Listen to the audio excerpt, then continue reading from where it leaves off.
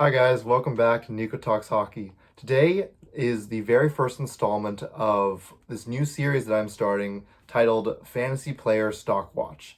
It's going to be a series that I do bi-weekly, so every other Monday. This will be the video for the day. So it's meant to be definitely kind of an emphasis on the fantasy aspect of it all, but also kind of just a little bit of maybe a kind of an update on how the season is going. It's going to be looking at highlighting a few guys who forwards, defensemen, goalies, whose stock is rising or falling. So I'll be looking at people in this video. I'll be looking at 5 players who I think are hot right now, as well as looking at 3 players who are not. 3 players who are struggling quite a bit right now after the first week of the season. But I'm also looking at every other Monday. I'll be doing this series, as I said, and so I'll be also looking at 3 fantasy players that are not owned. They're not on a ton of rosters right now, but I think you should pick up. But today I'm actually not. I'm looking at 4 players. There was just one extra player that I couldn't leave off here. But without further ado, let's get started. I'm really excited about this series. I can't wait. This is going to be a season-long series every other Monday doing Fantasy Player Stock Watch. So I want to start with who's hot. So we'll go with who's hot, who's not, and then going to the fantasy players on the waiver wire that I think you should pick up. So who's hot? Well, one of the players who's hot, the hottest right now, is Jack Eichel. He's played 3 games, and he's got 2 goals and 5 assists for a league-leading 7 points on the season. A video that's going to be coming out this coming week as I'm looking at players who could win their very first Hart Trophy this season, and Jack Eichel is on that list. Spoiler alert, for good reason. Jack Eichel. I mean, obviously it's just week 1 into the season, the regular season, but if he keeps this up and Vegas, is a powerhouse of a team this season, maybe wins the President's Trophy. Who knows? Jack Eichel could find himself towards the top of that list of when the voters vote for who gets the Hart Trophy this season. So Eichel doing great. Another player who's really hot right now is Igor Shesterkin. He's the best goalie in the league right now. After just 1 week, he's definitely the best. He's played 3 games. He's got 0.67 goals against average, unbelievable, and a 976 save percentage. Just unreal stuff from Igor. In my opinion, he's the best goalie in the league. It's not just based off this 1 week, trust me. Over the summer, I evaluated all the goalies, and I ranked Igor Shesterkin the number 1. I think he's proven it right now. Having a very great start. Another player, another Vegas player who's very hot right now, it's Pavel Dorofeyev. Someone who I've been high on for a long time. I was not able to draft him in fantasy, so that kind of really sucked. But whoever's got him, whoever's able to draft him, he's having an effect that Dylan Guenther had last season, where it was just like he arrived. He made a statement from the beginning of the season, and he scored a ton of goals. Well, Dorofeyev, no assists, but through 3 games played already, he's already got 5 goals. He's scoring like every goal that the Knights score. So if he keeps this up, oh my gosh, he could just be the player that wins your fantasy league. So yeah, awesome stuff from Dorofeyev. Another player on fantasy, you're probably able to get him at a discount in drafts because he wasn't signed until recently. It's Luke Hughes. Luke Hughes has played 2 games, no goals so far, but 4 assists. That bodes really well. He missed like all training camp, and it's not a for sure that he'll remain as the number 1 guy in the power play. But if a Hamilton trade, which is getting more rumors by the day, if that comes to fruition to give not just Luke Hughes the number 1 power play spot, but more cap space for the Devils, it could be such a potent position for Luke Hughes there, and anyone who's got him on their fantasy teams. Luke Hughes is probably going to have a really, really good season. And then last player who's really hot right now, before going to the players who are ice cold. Through 2 games played, Kyle Connor already has a hat trick. He got a hat trick, and he's also got 1 assist. So 3 goals and 1 assist for Kyle Connor. They ended up losing that game where he got the hat trick, but if he can keep this up, not only will he well deserve the extension he just got, 12 million per year. But he'll show, he'll not show. He'll keep Winnipeg going here, because some people, due to Jonathan Taves probably not being the second line center that they need, and along with some injuries like to Perfetti and some other players early on, it's looking a little rough for Winnipeg, and they're becoming a little bit of a hot pick to maybe potentially miss the playoffs. Not ready to call sound the alarm there, but Kyle Connor needs to keep it up. Moving on to who's not hot right now, who's cold. Again, it's only 1 week, not to be hyperbolic here, but I think it is valuable to just look at what's going on and who has not had a first great week to the regular season here.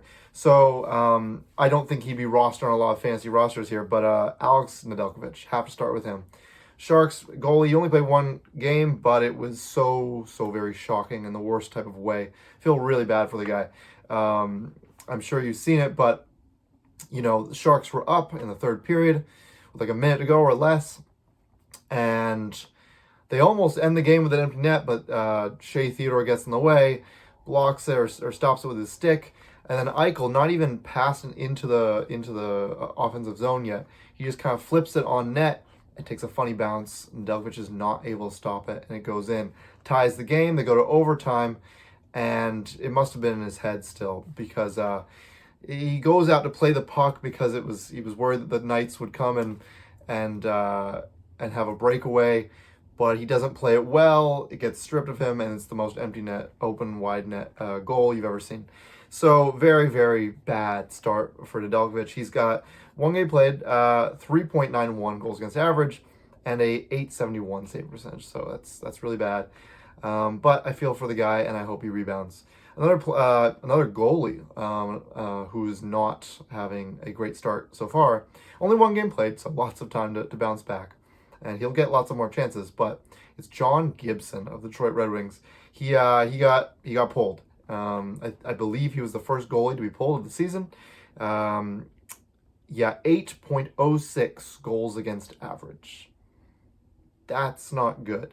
Along with a .615 save percentage, he faced like 8 shots and let 5 in or something like that. So it was terrible. Terrible start for Gibson. Let's hope he rebounds, because I do like Gibson. And lastly, a player that I'm worried about. I'm more worried about than any of these other 2 players. It's Matvei Michkov.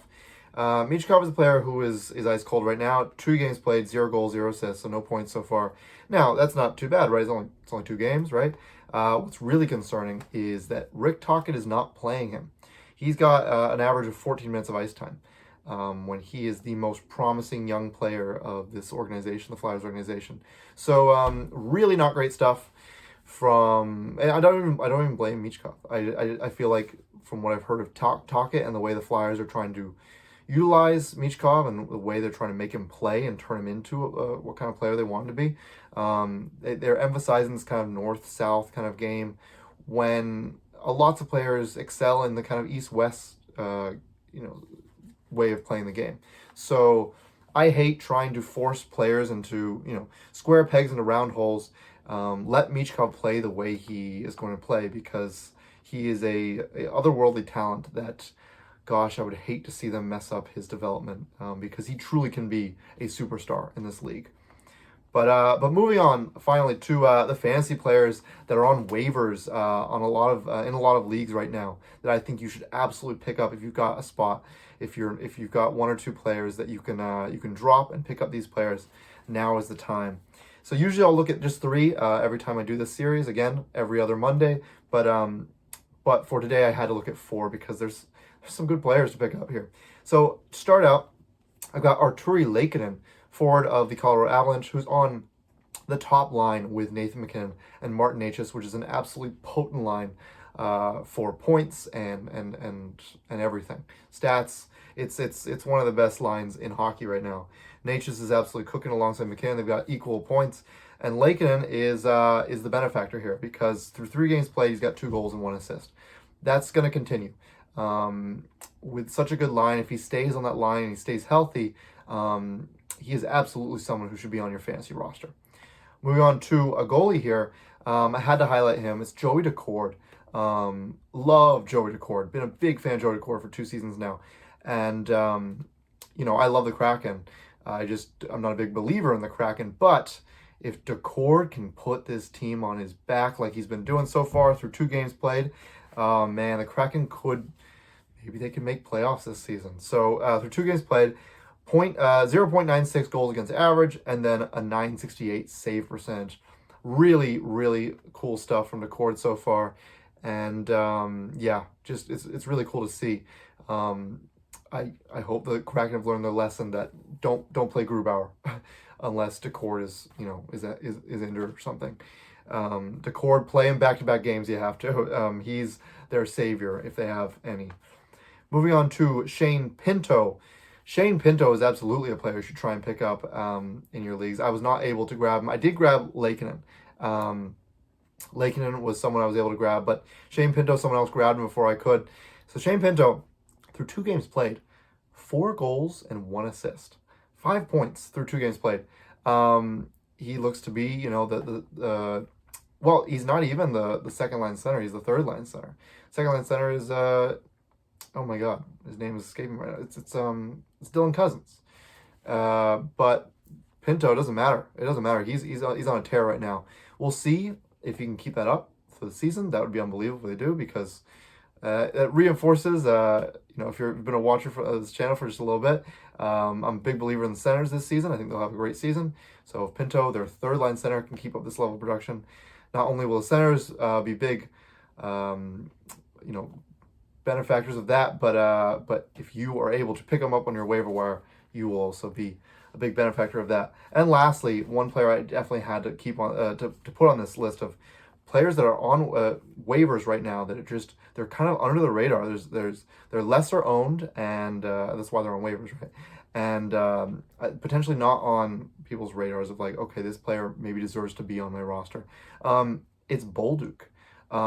Zach Bolduc, who was traded from the St. Louis Blues in the Logan Mailloux trade, goes to the Canadiens. A lot of people had the Blues winning that trade because Mailloux, it could be a really nice defenseman, but Bolduc has made the Blues look not so smart early on, because through 3 games played, he's got 3 goals and 1 assist. Playing on that second line with Kirby Dach and Ivan Demidov. He's looking really, really hot. So if he's still available, try and pick him up in your fantasy leagues. But that has been my very first edition of Fantasy Player Stock Watch number 1. 2 Mondays from now, we'll have Fantasy Player Stock Watch number 2. And so as the season goes along, there's gonna be some more series that get started, and I can't wait to show them.